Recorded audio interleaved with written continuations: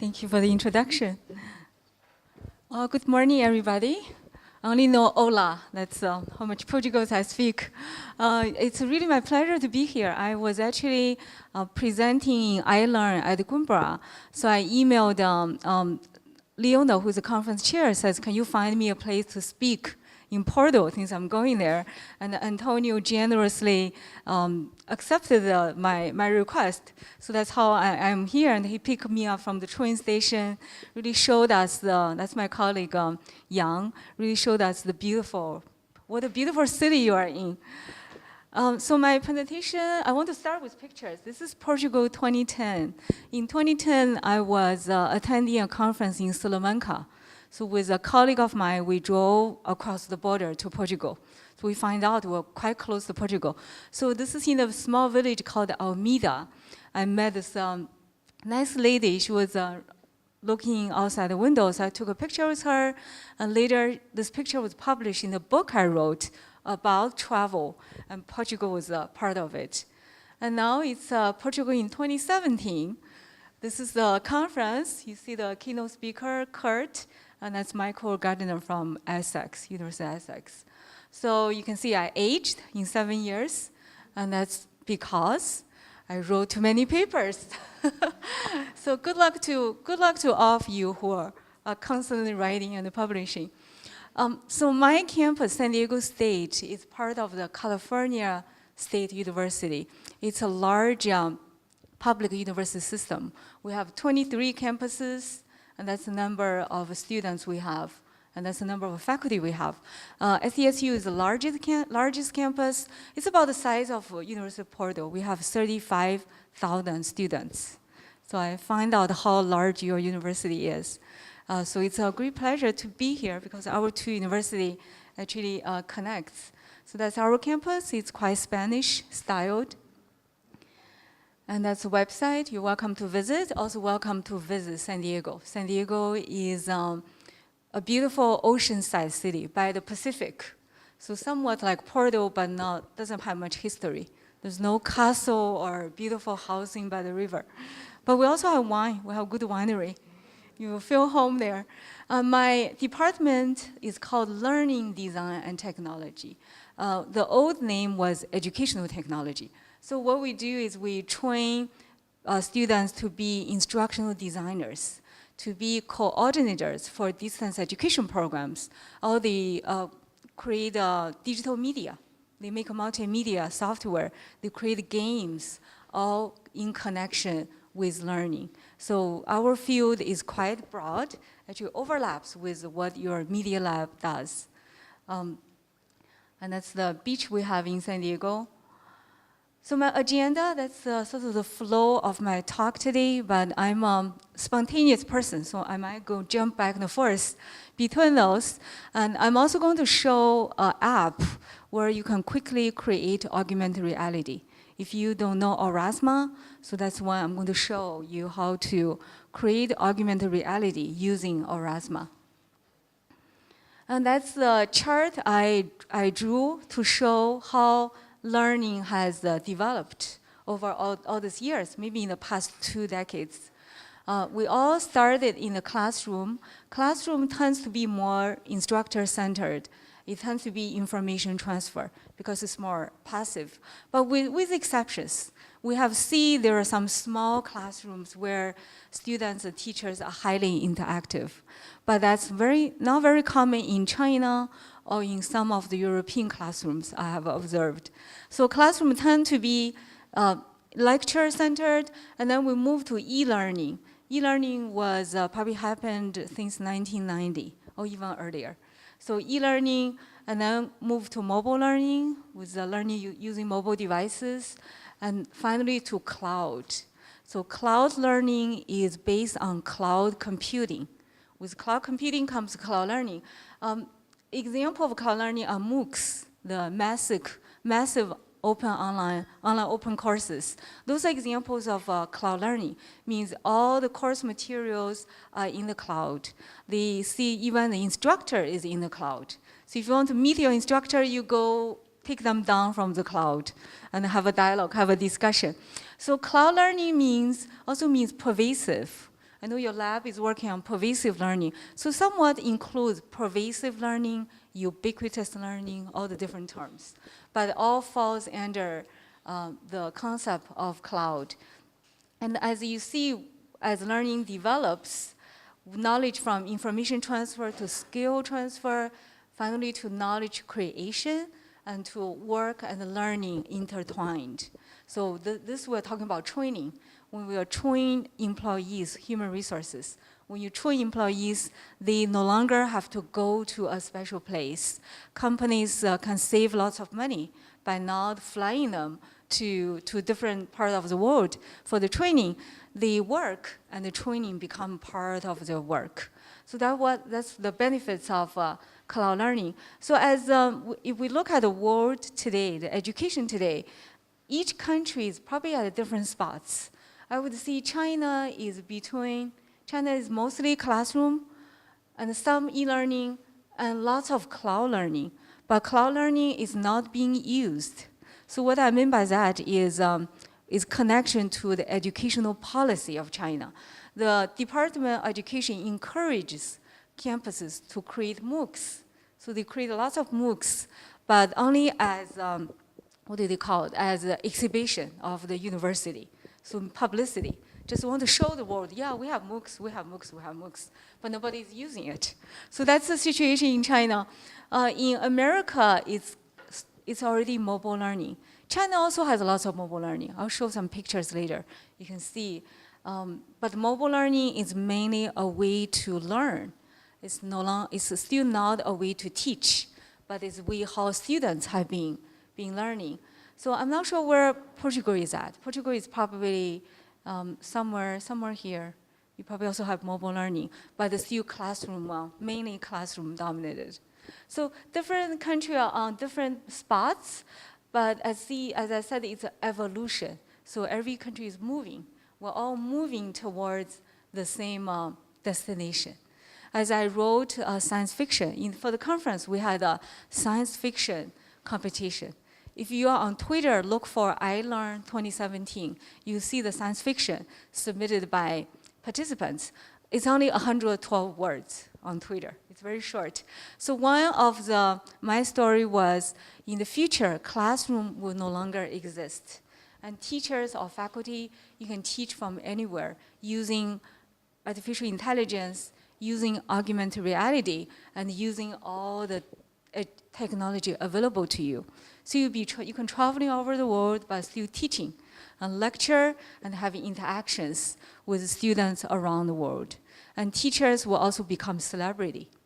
You are no longer just teaching to a small group. When you teach, you live broadcast to the world, which is actually already happening in many parts in America and also in China. They call it live broadcast. All the classes are being live broadcast. So eventually you have a big fan base. You probably have 10,000 students following you on Twitter, on social media, on your live broadcast. So you become a celebrity, you make lots of money. So we, as faculty, we do have hope. We have bright future if we know how to teach. So that was my prediction, and I won the contest. Not the top category, I'm probably number 3. Talking about classroom, that's where I grew up. This is a movie by the famous director, Zhang Yimou, director Zhang. He's probably one of the most well-known directors in China. He made a movie called Not One Less. It's about classroom teaching. It's a story about a little boy ran away from the school. So he dropped out. So he just ran away. And the teacher, this is a teacher, the teacher didn't want to lose him. The teacher ran to the city, went down the TV station, cried, tried to find him. So the story about this, not one less, sort of like America. America has a policy called No Child Left Behind.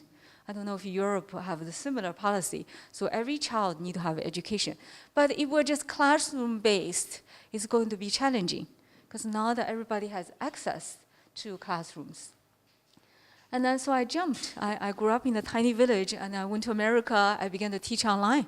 I grew up with candles. In my childhood, we barely had electricity. So now I'm teaching online. So you can see in the short, I won't tell you my age, but in the short years, how much technology has developed and how it has transformed my life and many other people's life. In San Diego, that's an old platform we use in teaching. That's my online classroom. I probably have 4 students. We have a chat room. We have the faculty who can be here. You can do a poll. You can have lots of students online. So that's called Adobe Connect. My program, we have only have a master's program. Also had a PhD. It's completely online.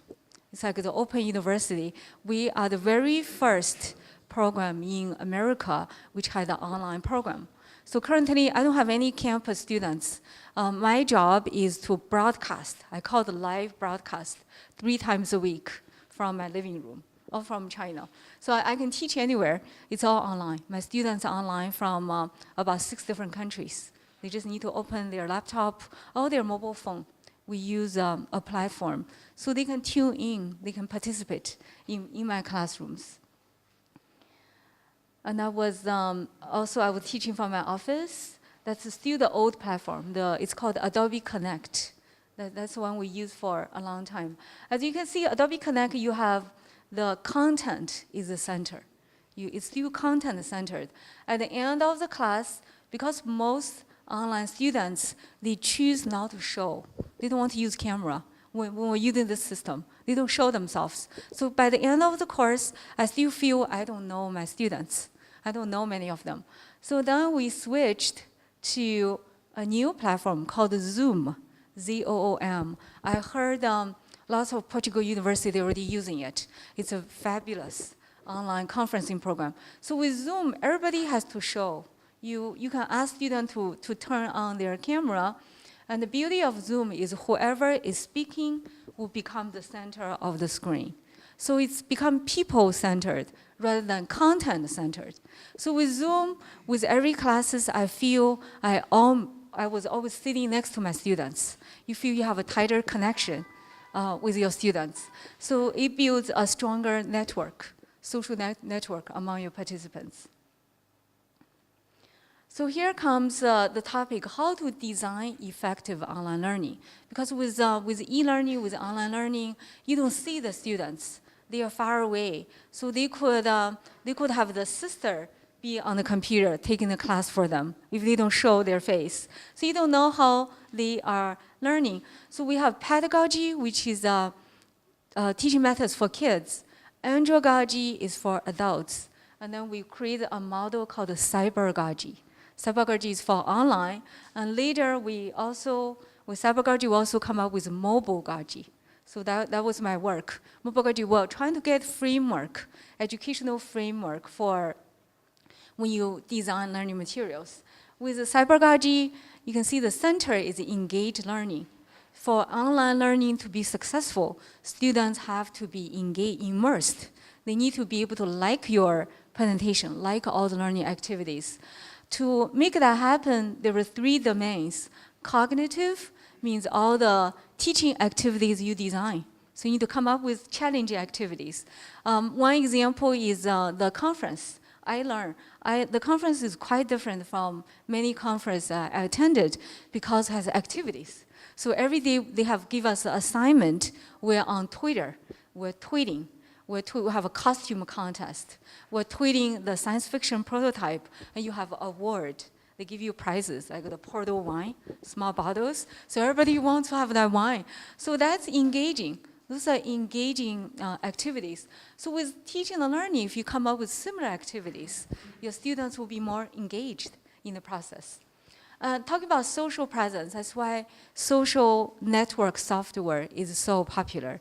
Because with online students, they tend to feel isolated. Isolation is one of the major barriers when we teach online. So we create lots of social network, Facebook, Twitter, WhatsApp. WhatsApp is popular in Europe. In China, it's called WeChat. Everybody is on WeChat.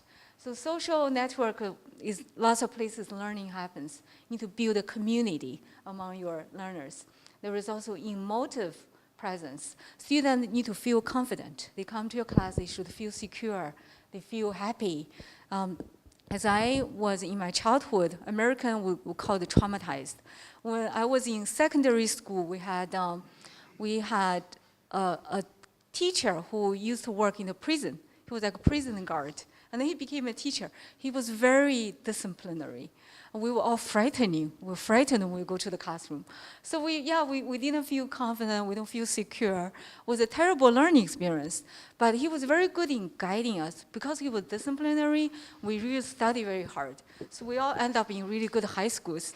But if you think back to the learning experience was not pleasant. So when I become an instructor, I try to be kind and warm. So you want to make your classroom be welcoming. And students want to come to your class. So I already said that. So here you see Chinese with English blended. With e-learning, the biggest challenge is about learning design challenge because normally we don't have nobody is monitoring the design and the learner motivation. How do you motivate your students, their attention and the social interaction with their peers? So those are three aspects connected to the learning design. So our slogan is, I call it the model, is to co-create human-centered learning experience. So we have to be student-centered. Lots of the classroom today are still teacher-centered. So once we change to student-centered, it will change their learning performance. So we have engagement, it's called the engagement matrix. We have two dimensions, behavioral activity or psychological activity.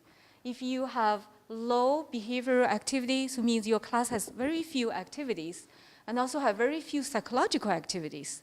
They're not thinking, they don't have much emotion, so that's it's a low engagement. And versus if you have high behavioral activity and high psychological activity, everybody will be smiling. So high engagement. That's the matrix we come up with. So here is the activity for you. What's the level of the students' engagement? This is my Zoom, my online class in Zoom. He's in Korea, South Korea. He's in America. He's in the military. He's somewhere on one of the islands. Nobody knows where he is. We hope he's not a spy. So he never tells you his location. And she's in China, she's in San Francisco, and he is in Mexico. So I have students from everywhere. But as you can tell from their expression, this is the first when they just joined. Not much activity yet, not much expression. So I'm always watching their expression to see their engagement level. And now as the class moves on, you see the changes. We have students give their presentations and people smiling, so it's slowly changing. Oh, this one is probably high engagement, everybody is smiling. I forgot what we were talking about, but they were just happy. They were cheerful with the activities. Oh, what did I do? Oh, so here comes with the trends. I want to give you the trends of online and mobile learning. The first three, and it doesn't apply to all countries, so those are based on my readings of literature and also my personal observation about what's going on in all different countries. So learning management systems, data-driven, we're in the big data age, so data is common. When instructors design their courses, we need to look at the student data, like in Blackboard or in Moodle, in Canvas, all the different platforms. We look at the data to see, do they like to visit this activity? Maybe nobody viewed the readings I posted, so I change it when I teach it next time. So learning data has been critical. And you are in the digital media lab, so you are the right lab. Because digital media and digital textbooks are going to be the future. I have never seen a Portugal textbook, but in America, the textbook is so big. It's big. And the students carry heavy backpacks. And the same in China. And Xiaojuan can tell you more. Even the elementary school students, they have heavy backpacks. So the solution we came up with to digitalize, so to give students e-book. E-books are much cheaper, much affordable, and it will be, you can go back and forth, and you can mark on it. You can do indexing. So that's going to be the big trend. Eventually, the paper book will disappear. It will save lots of trees. So if you, like me, like to read on paper, you better learn to change your habit. I'm trying to get away from paper books, even though I like to smell. I like to smell the books. Maybe in the future, digital book will have a smell. So it will look like a paper textbook. So the second one is what I'm going to show today, mobile learning and augmented reality. Those are the trends. And MOOCs, even though MOOCs is still developing in some countries, in America, especially in China, people are still creating MOOCs because the government is giving them money to create MOOCs as demonstration of their academic performance, even though it doesn't tie to student learning. In America, we are in the post-MOOC. Post-MOOC means MOOCs are getting small. So from what was big, it didn't work, had lots of problems. Now it's become small. So the post-MOOC era is called a SPOC, Small Private Online Courses. That's what my class is. It's a SPOC. So mobile learning, just a quick definition. In the past, mobile learning, people think mobile learning, they think it's about using cell phones. So we study using cell phones. But actually the new definition says it's about the learner. So if the learner, him or herself, is moving around, even if you're on the bicycle, that's mobile learning. I don't know how you do that, but on the roller boards, lots of American students like roll across campus. So if they're studying, that's also mobile learning. So we're redefining mobile learning to be learner-centered. So in that, and I'll skip this part. And those are the benefits of mobile learning. How does it enhance learning experiences? There was one model has been quite successful. It's called the BYOD, Bring Your Own Devices. Maybe 5 years ago, in American classrooms, especially with K-12, teachers will have students put all their cell phones up in the front because otherwise they will be playing on their cell phones. So cell phones are forbidden from using in the classrooms. With this model emerged, teachers become smarter. Teachers said, well, I can design activities for students to use on their cell phones or iPads. So they're actually buying iPads for lots of classrooms. And the kids can, using iPads, scan the QR code, and it would take them to learning activities. So that's called the BYOD. Currently in China, teachers still don't allow cell phones or iPads in the classrooms. But they are slowly the learning you can actually tap into those devices and actually boost students' learning outcomes. So BYOD is also a model used quite commonly in corporate training, like in Qualcomm, one of the companies in San Diego, with lots of large Google, lots of large companies, they all use BYOD model in their training. So here I ask you to think about what mobile learning can do for you. So even though you might not label it as mobile learning, I'm sure lots of you you play games on your phone, especially male boys, always playing games. You can have augmented reality, like Pokemon Go. If you play that game, that's augmented reality. Lots of people use as job aid. Like when we travel, we can't go without our cell phones. All the information is in the cell phone. So it's a checklist. We have decision support, assignments, geo-blogging, geocaching, social networking. So mobile learning is already happening as a part of your life. Those are just examples of how mobile learning has been used in different places. That's a classroom in Shanghai. It's called the e-learning classroom. It's also hybrid. They have students in the classroom, students online. They also have mobile students. So they use cell phones it's called a TV broadcasting, also using cell phones. Because China is a big country. We have students in Xinjiang, in Tibet, in all those remote areas. They learn by using cell phones. So not everybody can afford to buy a laptop, but everyone has a mobile phone. So we designed in Shanghai Jiaotong University, we designed a curriculum especially for students to view on a cell phone or on the TV. So those are all part of the mobile learning. And that's an example of an activity we conducted on mobile phone. So the teacher will pause and give a quiz, and the students who are online will send in their answers by using text message. That was from several years ago. So nowadays, they can participate using WeChat. They just text in their answers, and it will be shown on the big screen. So talking about WeChat, there are 889 million users. So it's not only an app used in China. WeChat is used around the world. Even my American students are using WeChat. So that's the interface of WeChat. Even when I'm lecturing, everybody's sending me messages on WeChat. They call me when I'm sleeping on WeChat.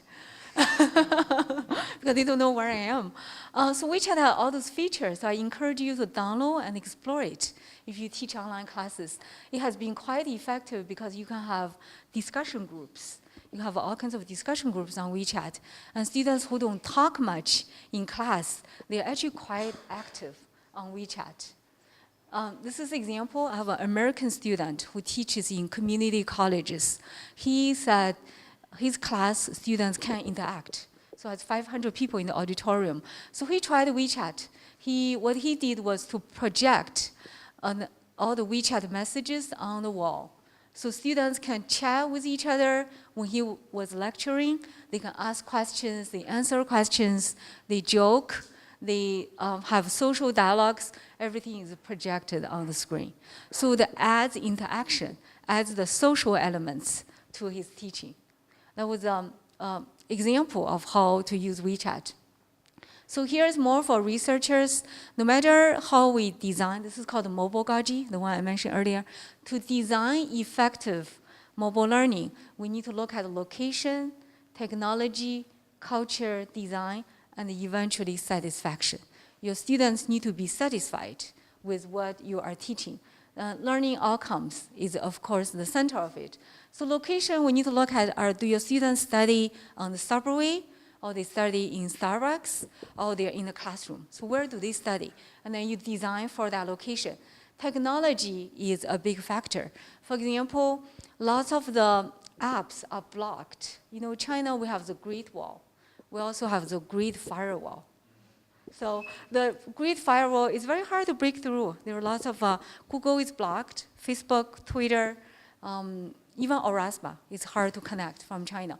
So if you're designing, I know university, the Open University in Portugal want to have a joint program with university in Shanghai. So if you're designing your curriculum, you need to think about all this technology.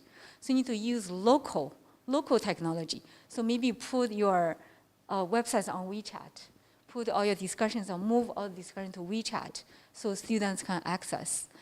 Culture can be quite different, and especially how do people learn differs by culture. That's actually one area of my research. The study I compared was Chinese, Korean, and Americans. Chinese students don't like to talk. So if they come to your class, they sit there quietly, they take notes.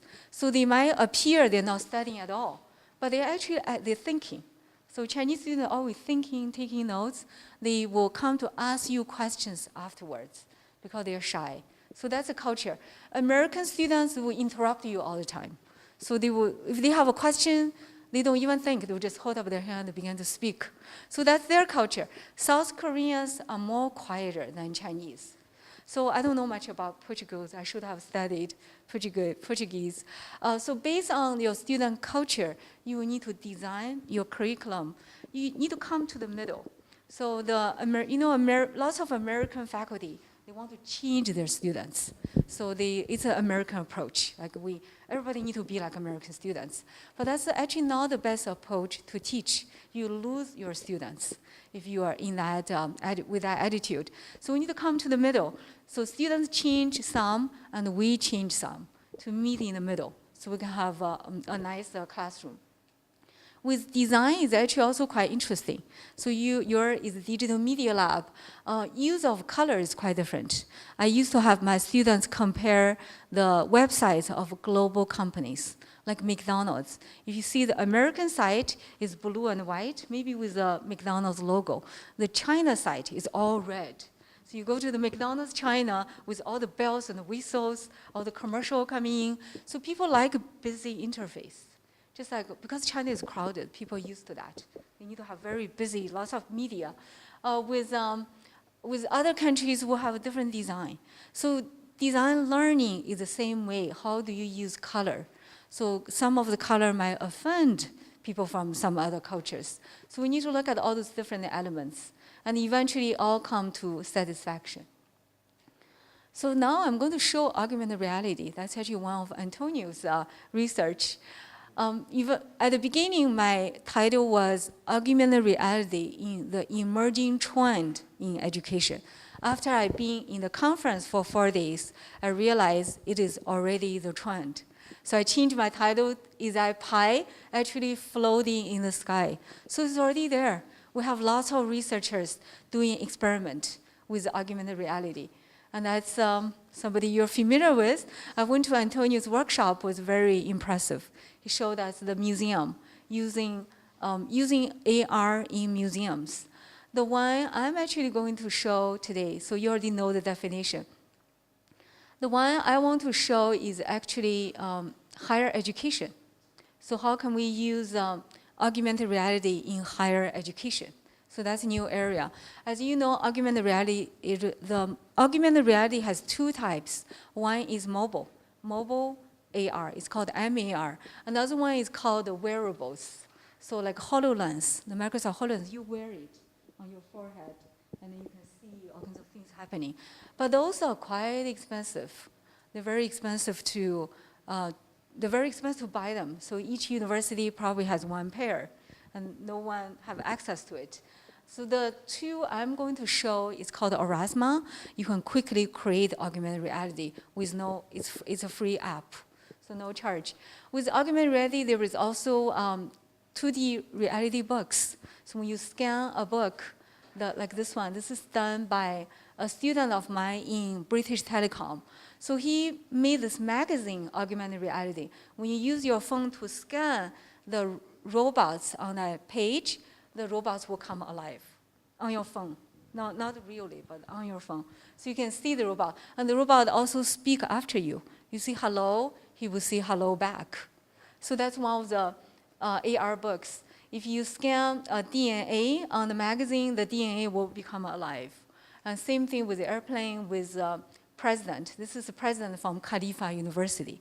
If you scan him, you can see his video welcoming you to Khalifa University. So that's an example of 2D or 3D augmented reality book. And I want to show a video of,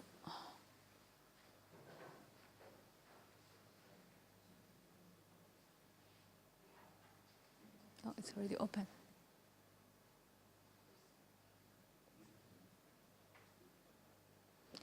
So here we're going to be a little bit multilingual. This is a video in Chinese, but has English subtitle.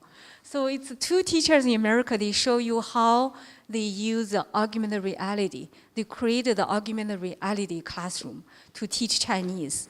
So, but if you teach Portuguese or other languages, you can try a similar approach.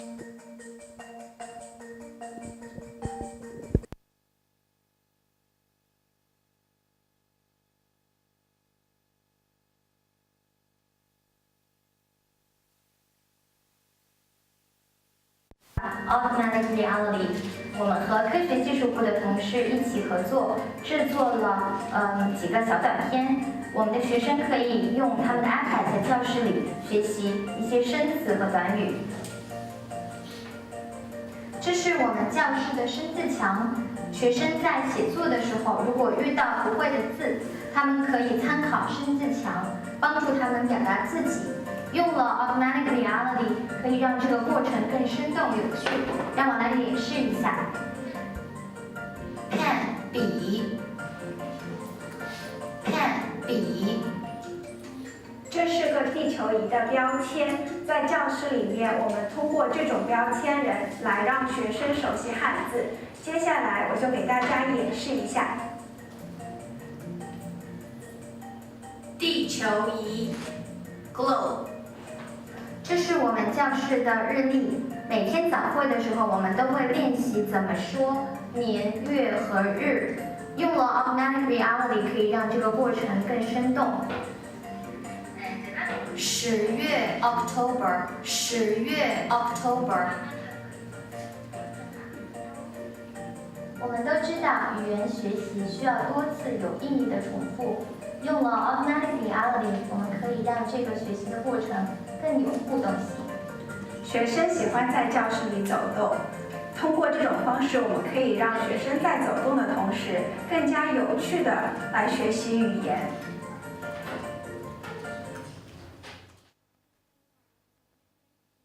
To teach language using something they call auras. They create auras. Let me go back to my presentation. And here I want to review the. So the tool called Aurasma. You just scan the trigger image. You create auras. So we use Aurasma Studio to create auras online.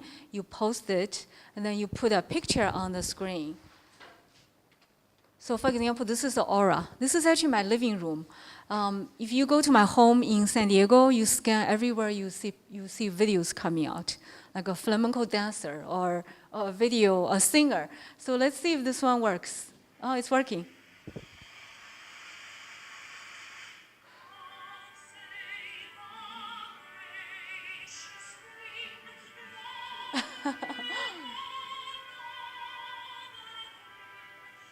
So if you move it away, it'll disappear.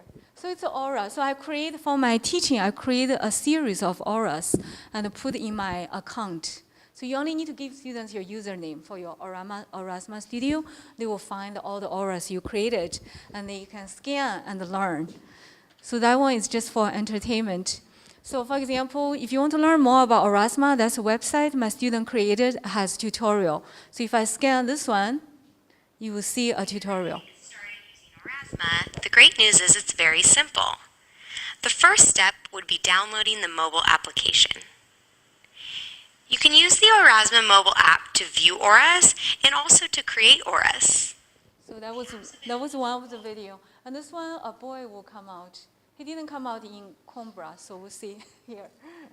Oh, good, he likes you. He showed up. I can go away, so here. So this is a student of mine.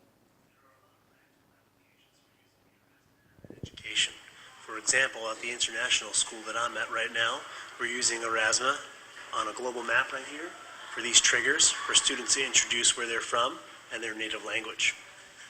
For other ways to use Aurasma in the classroom, click through into the application section of our website to learn more about this. So so it's a simple way, and Aurasma is free. And you can make an aura in 5 seconds. And you have less of a computer scientist here. Doesn't need any programming. So this is one of the tools we can use in higher education. And I want to show actually a video of a project my students conducted it's a good example for higher education.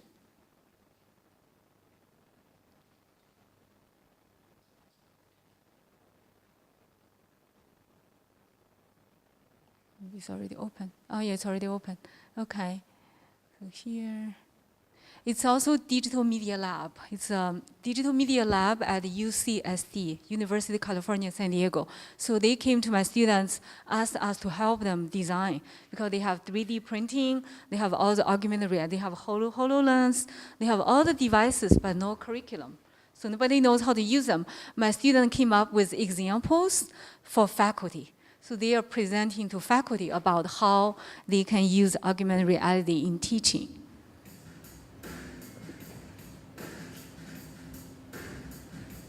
The UCSD Digital Media Lab offers a variety of high-impact virtual reality, augmented reality, and 3D printing projects that can be integrated into UCSD undergraduate courses. These powerful new technologies promise to hold an important place in our future, and many of the tools are easily learned and highly accessible. The playwriting assignment is designed with students in the Department of Literature in mind. Students will produce a piece of creative writing and print it as a three-dimensional object. Using 3D printing technologies, students can present textual information in innovative ways. Students can immerse themselves in a virtual world to create their three-dimensional writing and use the 3D printers to bring it to life.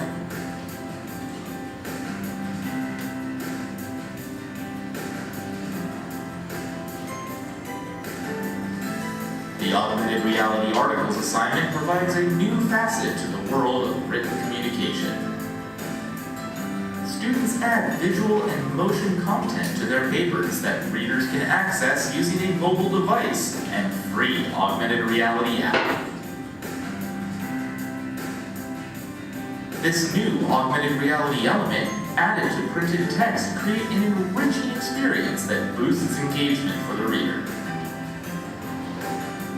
These are just some of the projects ready to go at the UCSD Digital Media Lab. Lab techs are on hand to walk you through the process of creating your integrated technology masterpiece. Contact the DML today to schedule a consultation.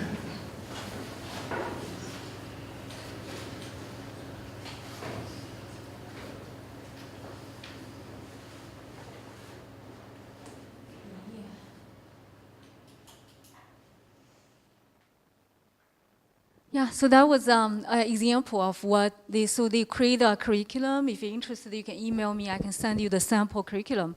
Mainly, they want to change faculty in literature, because faculty in literature are always falling behind with every new changes. They're comfortable with their books, how they teach.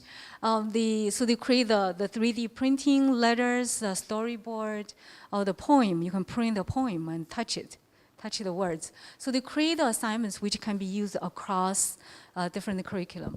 So it's quite an interesting project. So now I'm coming to the end. The last episode of this presentation is about MOOCs, just a review, and also post-MOOCs, SPOC, small private online courses.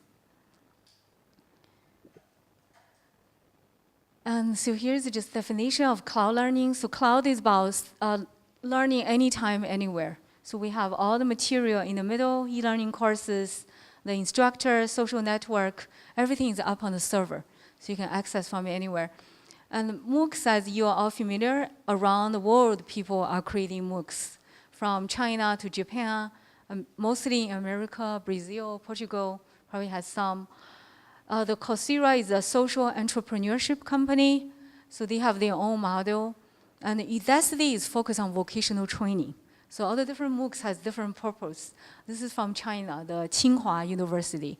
The MOOC there, it's called the online classroom. The MOOC is called the online classroom. So there are 5 modalities. If you are, actually MOOCs still needs lots of research. Even though it's dying down in some countries, but it's still developing in some other countries. So we actually need more PhD students to do research about, especially about how can we design for MOOCs. What are the best way to design activities so you don't lose students? As we see, one of the major barrier of MOOCs is participation and the drop-off. So I myself, I was in quite a few MOOCs. Every time when the assignment is due, I drop off. I go to take another MOOC because I don't want to do the assignment. I don't have time for it. So how do you motivate students? How do you keep them in your MOOCs? On the other hand, MOOCs has actually good impact on higher education. So even though it's like a trend, we say it's a hype, already passed, but it has actually broader impact. It opened the classroom, opened the knowledge from classroom to the society. So we're no longer keeping the knowledge in university portal, we're pushing out to the society. Whoever is interested can participate in the MOOC. If they want to get a degree, they pay tuition. So that's one of the model. The university open their content, but if you want to have a diploma, you pay the tuition. And another point I mentioned is about MOOCs actually change the role of faculty. So we're no longer teaching to a small group of audience. You could become a celebrity. So you have to think from the entrepreneurship mindset. Have that mindset. You could be an entrepreneur if you create a successful MOOC, which is exactly what people want to learn, especially language. So we had one example was a professor who teaches Spanish. He created a very nice MOOC by himself, and he updates presentations or lessons every week. He charged only $99 per person, but he had lots of students. So he made lots of money instantly by having people sign up. So it's based on your skills of design. If you are an engaging presenter and you know how to teach, So all those elements. Of course, you need to dress nicely, have makeup, and have good lighting. So all the factors have to come together to create a successful MOOC. So we talk about the small private online courses. That's what the one I showed earlier. All my classes are called SPARC, small private online courses, because that's what works for us, for American universities. American university, they do not have lots of funding to create those huge MOOCs as publicity, so they're always looking at return of investment.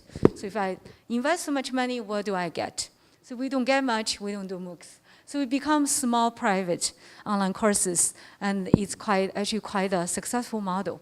So I wouldn't say MOOCs is good or bad or dying, so it's different stages, just depending on how the government is supporting it, how university is creating them, how faculty is using it, and how students benefit from MOOCs. So there are all kinds of different factors. So I look forward to see what MOOCs is going to do in Portugal. As I heard, not too many faculty are using it yet, but maybe we'll see there might be a future.